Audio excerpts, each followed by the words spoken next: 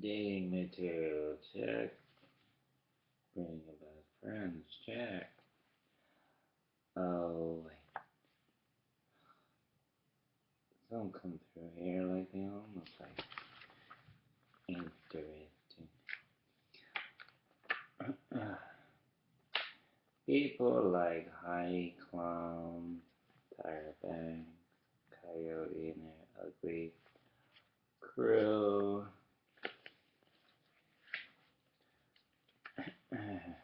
Damsels in distress.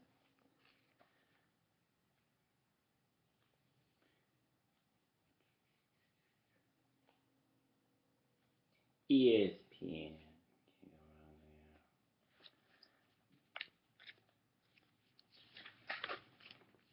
Can't go wrong there. Interesting viewpoint is here. Don't chew tobacco, bad boy. What's the settings? Hope y'all staying warm.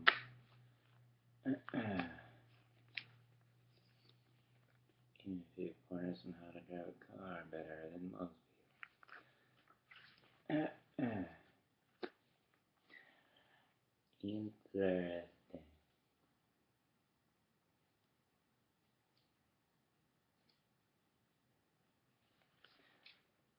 Ah, look what we got here.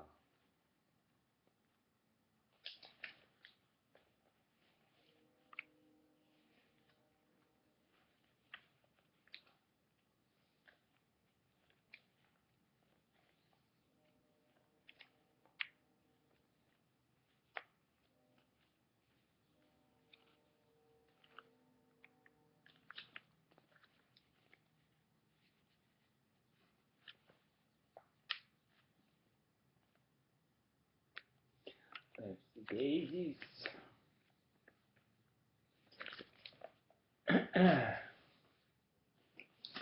Also, a few pointers for those who watch WWF like myself. Check out this when you come. Square away. Looking at here. Since it's Easter and I was at Protestant Main Chapel last Sunday, I thought I'd go over a few pointers for somebody in charge of morale division on YouTube. And on my Facebook here, the latest standards.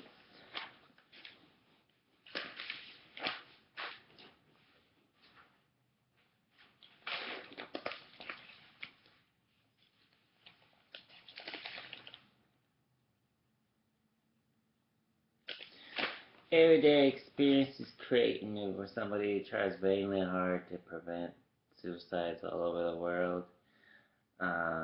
Depression, loss of a job, loss of appetite, loss of a loved one. Especially kids and new in town, don't know what's going on. Um, Kate and everybody, keep it on prayers. Rolling Stones, let's see here, NASCAR baby, Dolly Parton, everybody else. I was reading something the pastor was talking about while celebrating Easter Sunday. The Lord is my shepherd by Chaplain Major Craig Broderick. Everyday experiences create a valley of the shadow of death.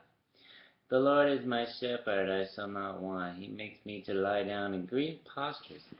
He leads me in the still waters.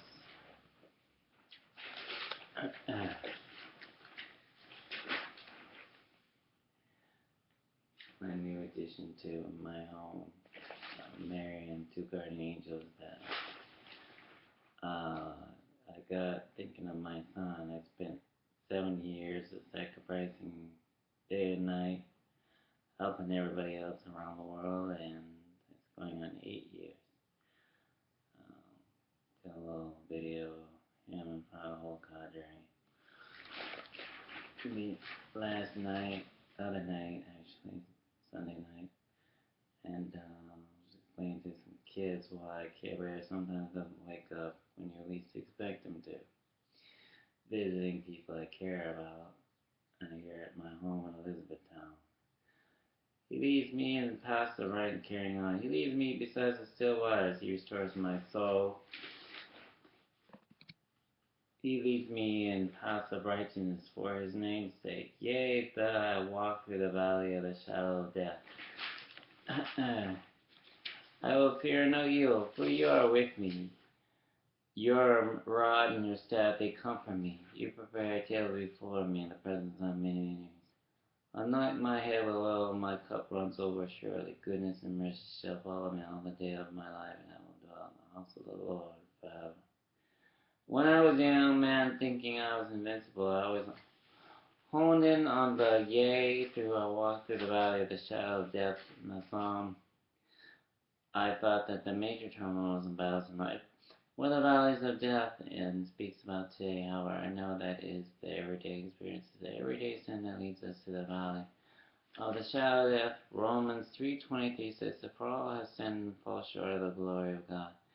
Sin is the valley of death we all experience every day of our lives. This changes in understanding Psalm 23 today allows me to focus on that I shall not want. He restores my soul. I dwell in the house of the Lord forever. John 3:16 states, "For God so loved the world, he gave his only begotten Son, that whoever believes in him should not perish but have everlasting life."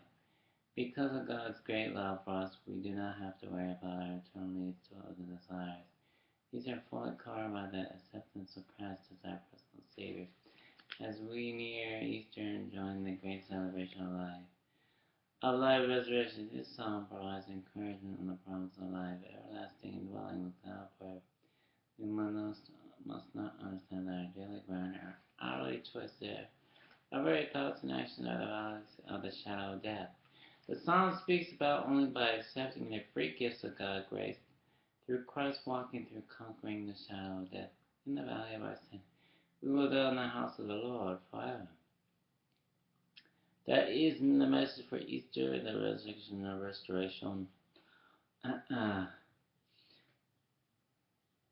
is the message of Easter and the restoration of salvation. It is the opportunity to lie in green pastures, beside still waters.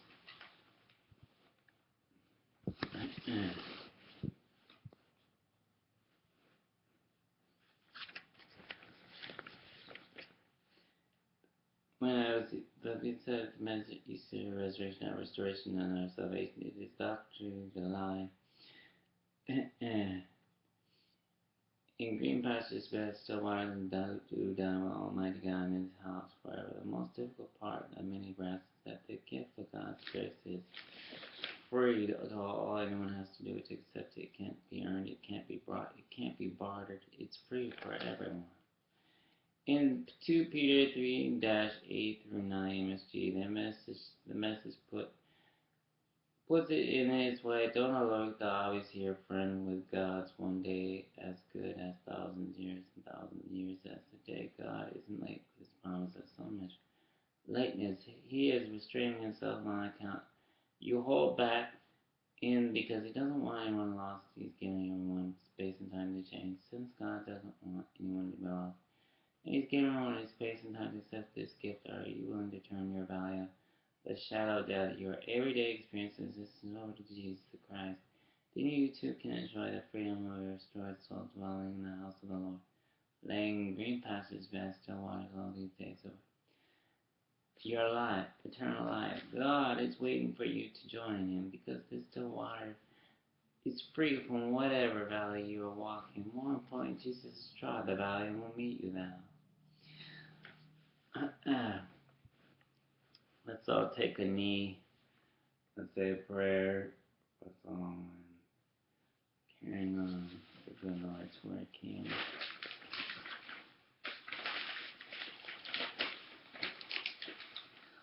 Oh Lord, may you comfort me. May you show me the guiding light to ever bestowing wisdom. May you help me guide millions of soldiers all over the world and those around me. May you watch over other families, O Lord, those deployed, those who have yet to come home. May you help those who have yet to come home safely to those that love them, those that need them, those that miss them. May you watch over my son, my health, my well-being, everybody else, oh Lord. May you watch over everybody that's in need. May you watch over those in the hospitals, the warriors. May you watch over everything in their families, oh Lord. Comfort and guide those in need of it, oh Lord. Help those who think it's okay to end their life, and it's not. That there are other ways, other doorways, other openings, other choices. One must better oneself than hearts and souls of many. I may not know all the answers, O Lord, but together we'll get through them in the end. One way or another, at least you're not doing it all alone, and you're not the last to wear that uniform. God watch over you, all you that care about your health, your well-being. May God give you courage to take on the daily tasks that need, no matter how hard or stumbling they may seem, the paths in life. Remember, one door opens many, O Lord, especially those going to college and trying to finish their degrees, or have yet to finish their degrees, or those who want to go back to school, those who want a new career path, those who are all of a sudden coming back from deployment and finding out their units are downsizing and switcherooing, having to adjust to such new areas of development. Praise God, watch over us all in the interest of peace. May God watch over those who gave everything in life and line of duty in the interest of peace all over the world. May He watch over those up there in NASA, International Space Station. Comfort them, O Lord, that they're not so alone up there as they come. They pave the way to Mars and Earth 2 colonization. God bless all of you all over the world. Amen. I can get up now. You can see Quebec Kids for everybody at Fort Knox, right here in ElizabethTown.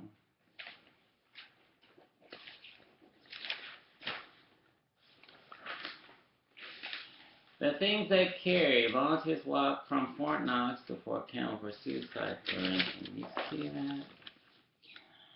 Wow.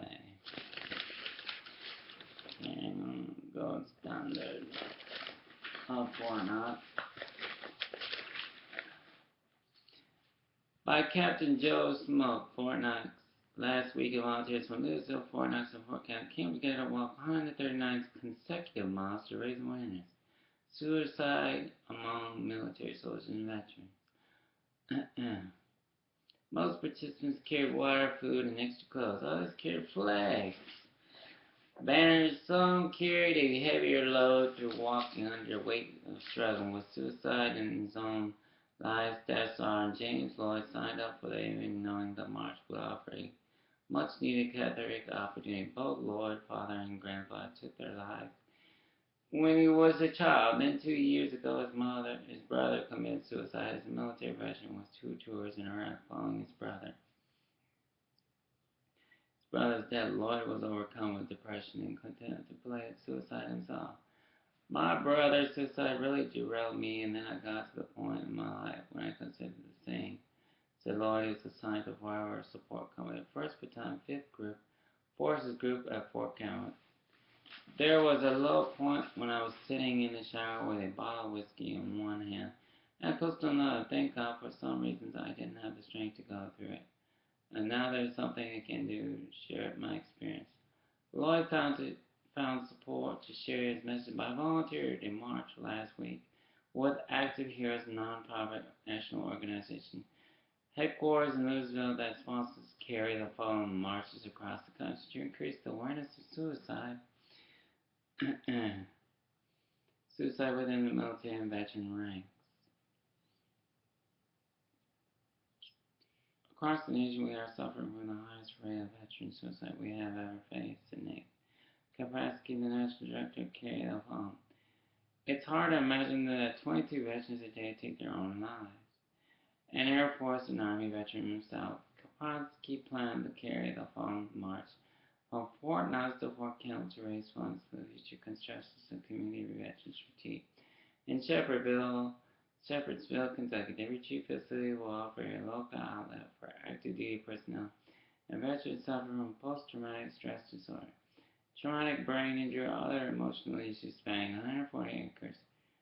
That facility will include climbing and rappel towers, horse stables, camping, sites, hiking trails, kids, petting zoo, and family areas. The retreat center is a place for veterans to strengthen the body, mind, and soul. An alternative setting without the medical side yet that a lot of vets want to talk about to a doctor, but you sit three vets in a room together and they open up, say things you never thought you would hear because they feel more comfortable. Kavinsky said that the retreat will also provide various self-improvement wellness and fitness classes sponsored by Soul and Erase to support veterans. Meantime, active heroes open a smaller community center in Elizabethtown this winter, which also serves as the national headquarters for active heroes in support of more than 50 teams across the country. Each year, active hero teams sponsor National Care for Fallen marches on Memorial Day, September 11th, Veterans Day, and during March to raise awareness and donations for support veteran suicide prevention. And last weekend's events was the fourth team, Louisville, but it was the longest planned yet Care for Fallen National branch with a designated rally point. Shows the march took 36 hours to walk 139 miles through 7 countries from Fort Knox to Fort Campbell. While they're marching across the country together, said Kavinsky. And we're all carrying the same message. Lloyd joins the Louisville team to participate in the month marches share his message about struggling with suicide to his family. I'm going to share my story. Get it out there and then live my life, said Lloyd hopefully. Maybe it'll have some effect on somebody else. If I could tell my story to one person and make a difference in their life, then I did my job. Each participant receives a plaque card with a picture of Specialist Mike Sweeney from Fort Carson, Colorado, killed himself March 23rd. Although nobody knew him personally, Sweeney's sister is a team leader for Carry the Fallen branch in Rhode Island. Captain Eddie Gilbert and Captain Rick Grant, assigned to Human Resources Command, participate in the physical aspect were impassioned upon learning Sweeney's suicide. It's an eyes-opening walking with a photo card of a soldier who committed suicide last week. To go over the Army is good about bringing awareness by teachers, teaching how to look for the telltale signs. An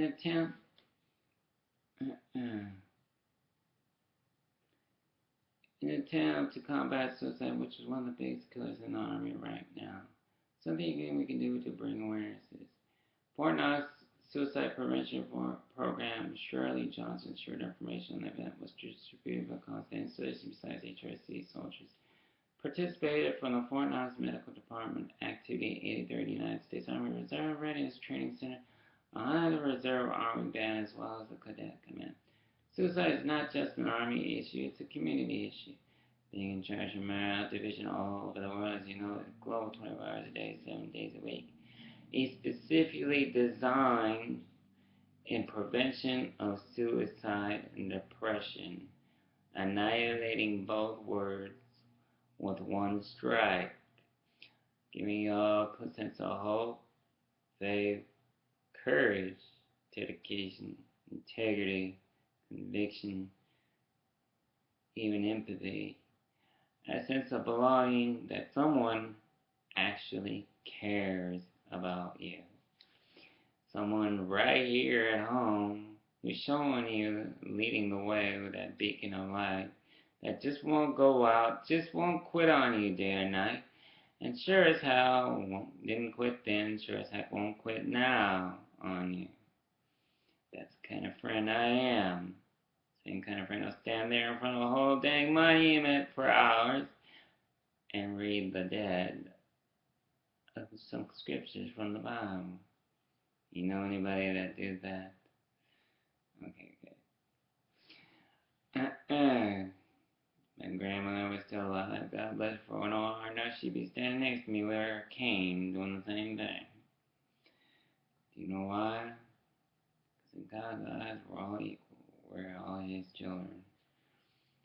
That's the kind of friend I am. One who will walk through a whole neighborhood and better way to continue on the day.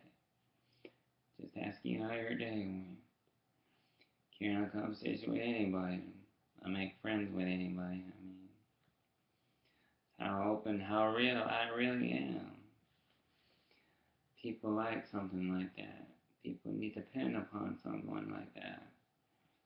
Helps get through the day. Cause you thought you were alone. You might want to wake up and smell some coffee. No tea, what have you. Who are expected to reach out for help this year, marching alongside fellow soldiers from Israel. Lord was outspoken. Suicide prevention army. Everybody talks about PTSD and the war. And whether seeing stuff I don't care. You've seen stuff. I don't care if you've been to war or not. I don't care if you've seen things. PTSD happens from lives to Lord. With a picture of this brother on his rucksack, Lloyd wasn't worried about the physical aspects of walking for 2 days. He was focused on the emotional burden ahead, knowing that intensive march would serve as time for a tough reflection. This is what I have to go through. I need this. It's kind of like my spirit walk. I guess you could say I'm done with it. You know, I'm ready to move on. He said, for the next 2 days, I'm going to walk as many 939 miles as possible. And I'm going to leave it all on the road.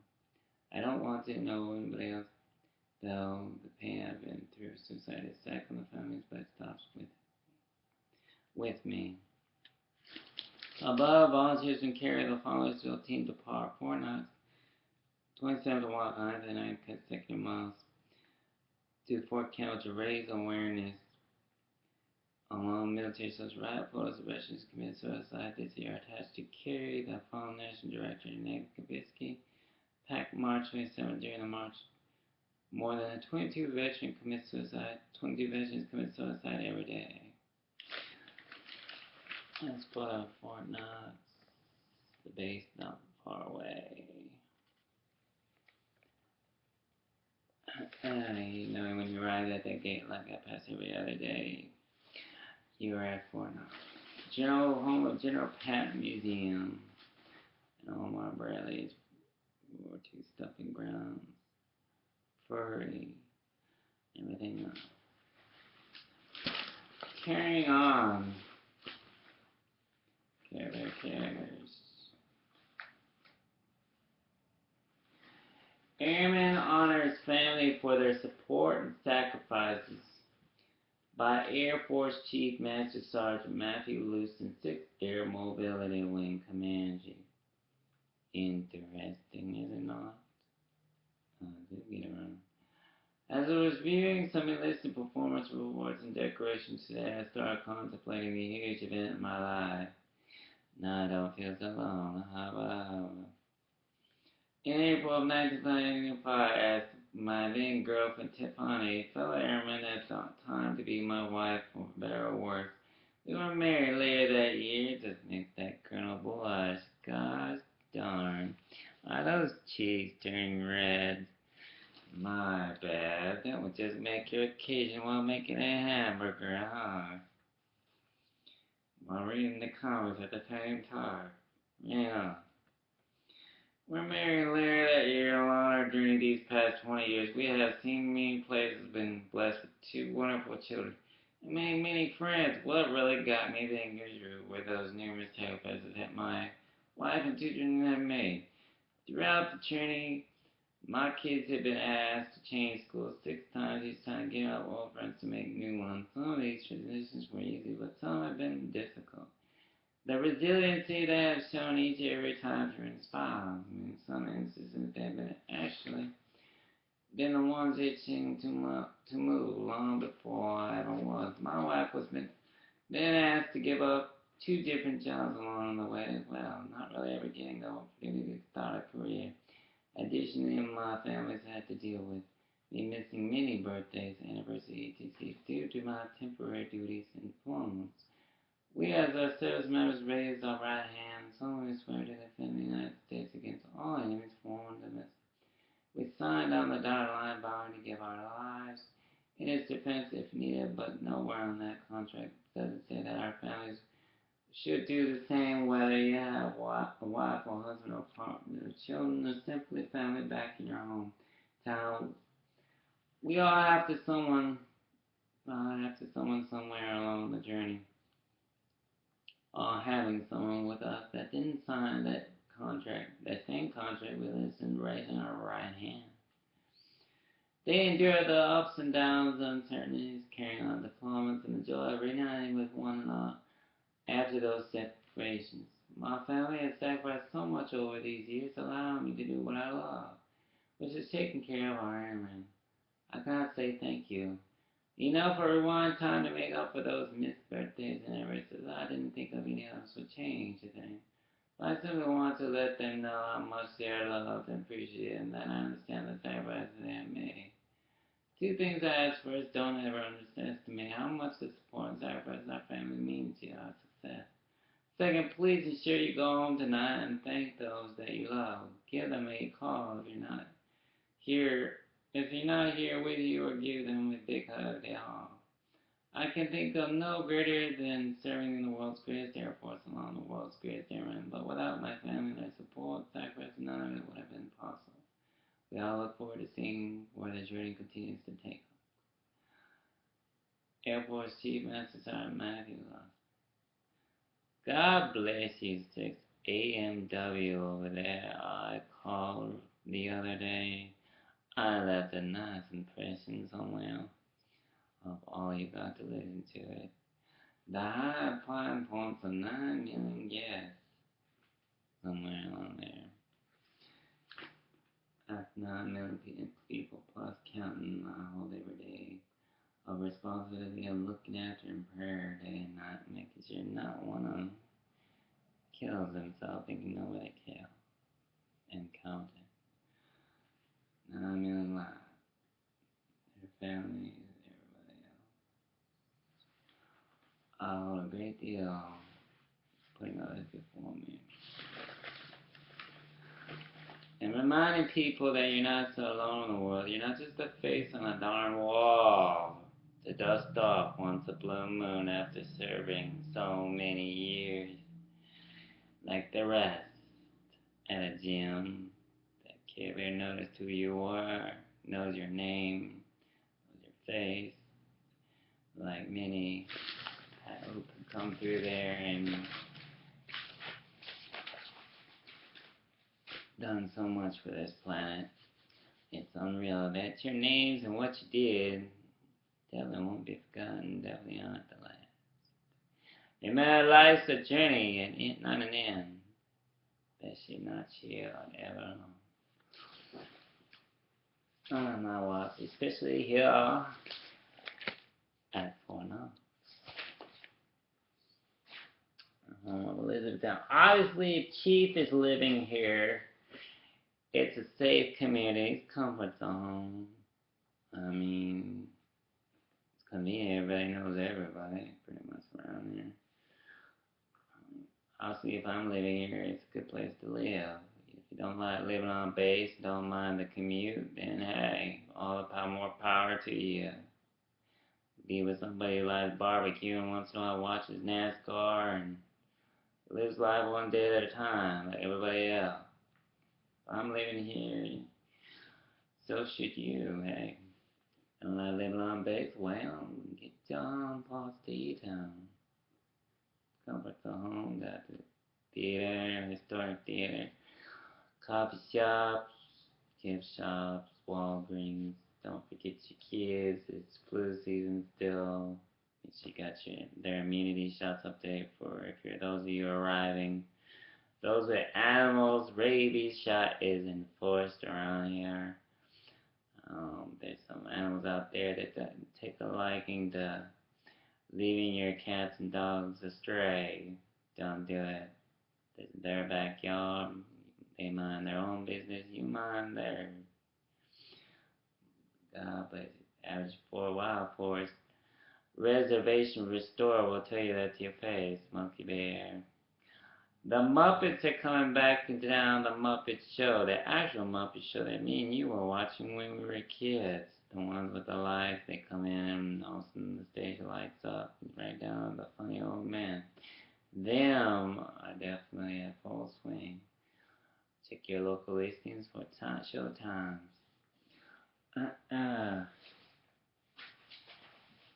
Also, let's see here. For somebody who reads General, Omar Bradley plays Xbox, WWF, NASCAR, baby, and takes part in Community Neighborhood Watch. Speaking of latest scams, I told you about that, the illegal rental scam. Nobody's authorized to do anything anybody's house around here without their expressed person in charge permission. Hence, people I care about only allowed here, and those I know. When I'm away, when people visit, they call. People look out for one another while people are away. That's how it should be in most towns. Someone waits you away and then tries to break into your home at night, or back door of a garage. There's something seriously wrong with that picture. That means someone's helping them out and aiding and abetting is just as much of a crime as the person you allowed to break into that person's home. They didn't have permission. 9 times out of 10, trust me.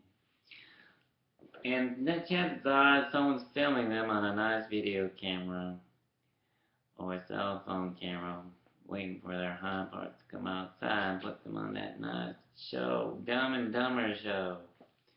Look at that, Riley got caught.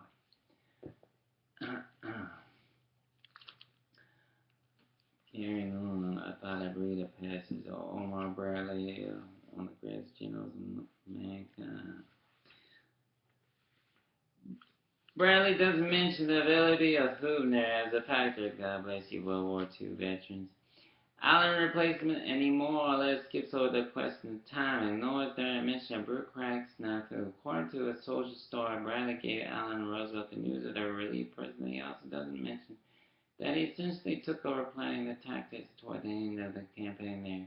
What he does say is that he decided to break the news as gently as I could, for I knew it would shock the boat.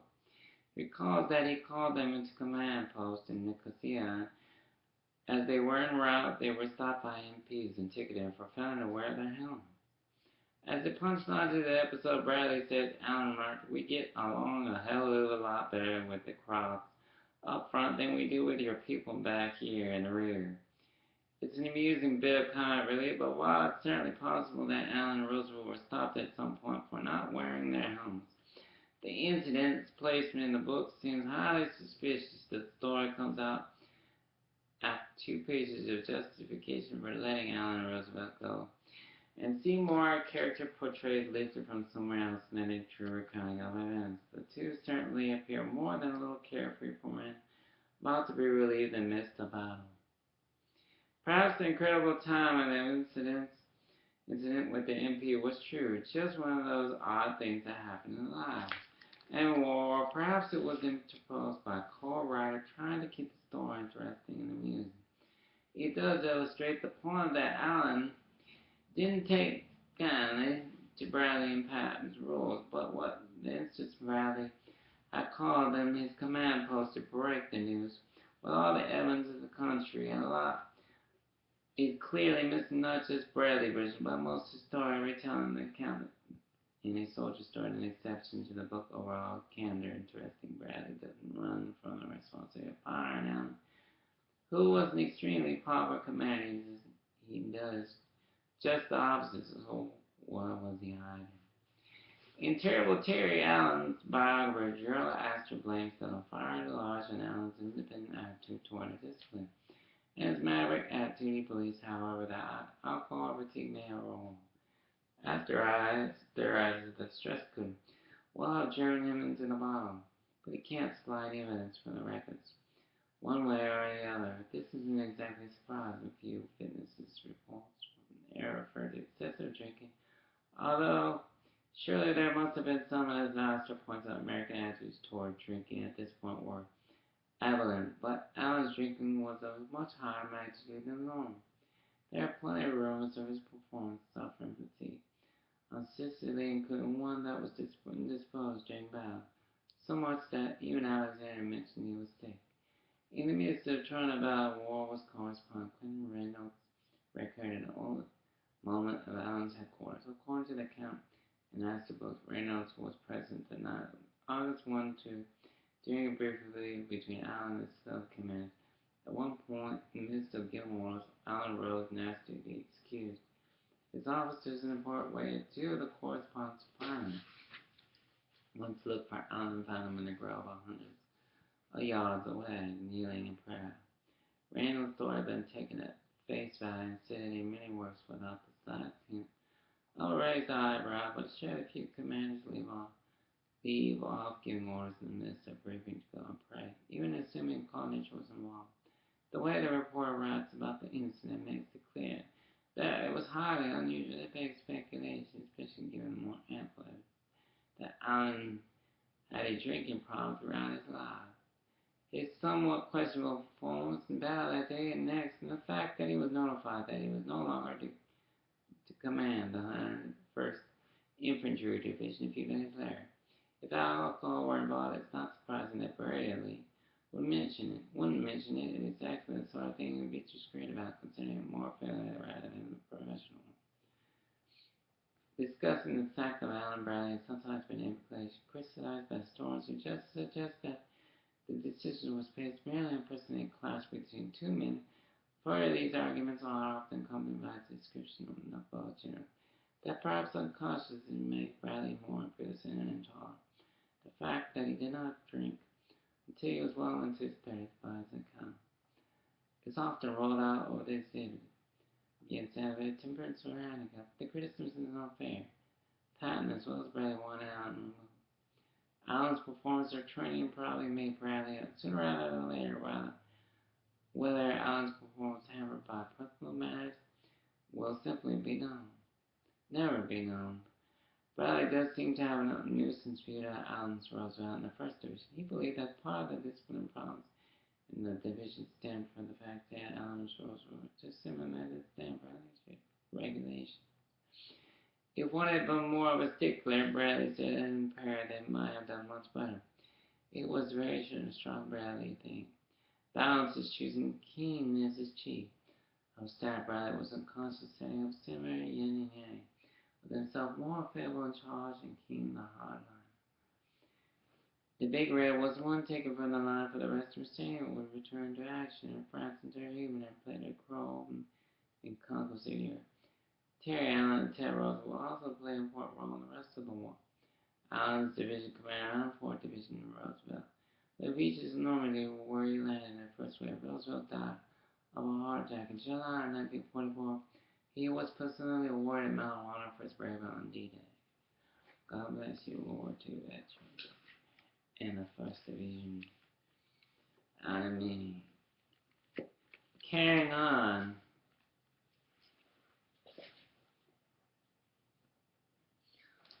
Hope all of you have a great week. Remember that perseverance pays off on anything in life. You want something bad enough, you gotta go out there and get it. There are people who just retired. Remember that life's a journey, a beginning, not an end. One door opens many. Some of you are going back to school, others going back to learn something new. Your career path can't stay in the military forever. And certainly you get 20 years, that's a lot of years. A lot of self-sacrifice for a country and everybody else. Watch your health around here. Stay positive. Up next is Care Bears, Casanova. Bedtime story for young and old. Followed by a continuation of Fergie and Hands Off the Bed. Much love. Right here at home. Watch your health. Stay warm, especially you families, those with kids. I wish I could hug all your kids on behalf of my son, but you know what? There'll come a time that'll happen. Even when I sleep, I'll be seeing you in prayer. I'll make sure God heals them. Much love to you all, especially those who are waiting for your friends and those that you care about coming home from deployment. I know how hard it can be to staring through a computer screen at someone you care about. Again, I've been doing it for 7 years away from my son. Going on 8. God bless him. I love him. Daddy loves him very much. And hasn't missed a day or night that I don't think about him. Not 1 hour, not 1 minute since he was born. Down in Florida. God watch over you and those that care about around you. From my heart to you all, much love.